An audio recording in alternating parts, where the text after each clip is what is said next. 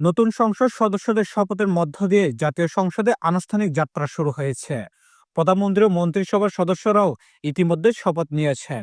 তবে এখন রাজনৈতিক অঙ্গনে আলোচনার কেন্দ্রবিন্দু রাষ্ট্রপতি পদের কোনো পরিবর্তন আছে কিনা। বর্তমানে রাষ্ট্রপতি মোহাম্মদ শাহাবুদ্দিন দায়িত্ব নিয়েছেন সাবেক প্রধানমন্ত্রী শেখ হাসিনা সরকারের আমলে। তার দায়িত্ব রয়েছে 2028 সালে এপ্রিলের পর্যন্ত। সংবিধান অনুযায়ী মেয়াদ শেষ, পদত্যাগ বা অভিশংসন ছাড়া রাষ্ট্রপতি পদ শূন্য হয় না। ফলে তিনি স্বেচ্ছায় পদত্যাগ না করলে নতুন রাষ্ট্রপতি নির্বাচনের সুযোগ নেয়। যদিও গত বছর অক্টোবরে তার পদত্যাগের দাবিতে আন্দোলন হয়েছিল, শেষ পর্যন্ত তিনি দায়িত্বে বহাল থাকেন।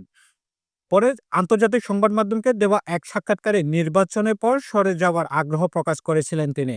বিশ্লেষকদের ধারণা, নতুন সরকার দায়িত্ব নেওয়ার পর বিষয়টি আবারও সামনে আসতে পারে। সংবিধানের 50 নং অনুচ্ছেদ অনুযায়ী রাষ্ট্রপতি মেয়াদ 5 বছর এবং সর্বোচ্চ 2 বার দায়িত্ব পালন করা যায়। পদ শূন্য হলে নির্বাচন কমিশন রাষ্ট্রপতি নির্বাচনে আয়োজন করে। সংসদ সদস্যদের ভোটে রাষ্ট্রপতি নির্বাচিত হন। একজন প্রস্তাবক ও একজন সমর্থকের মাধ্যমে প্রার্থিতা উত্থাপন করা হয়। একক প্রার্থী হলে ভোটের প্রয়োজন হয় না। বর্তমান রাষ্ট্রপতি ক্ষমতায় সীমিত বলে অনেকে মনে করেন বিশ্লেষকরা। সংবিধানে 48 নং অনুচ্ছেদ অনুযায়ী তিনি প্রধানমন্ত্রী ও প্রধান বিচারপতি নিয়োগ দিতে পারেন।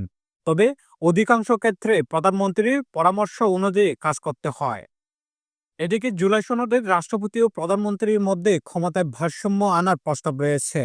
এসব বাস্তবায়ন সাংবিধানিক সংশোধন প্রয়োজন বলে মত দিয়েছেন সংবিধান বিশ্লেষক কাজী জাহেদ ইকবাল। সংসদে প্রথম অধিবেশন কবে বসবে তা এখনো নিশ্চিত হয়নি।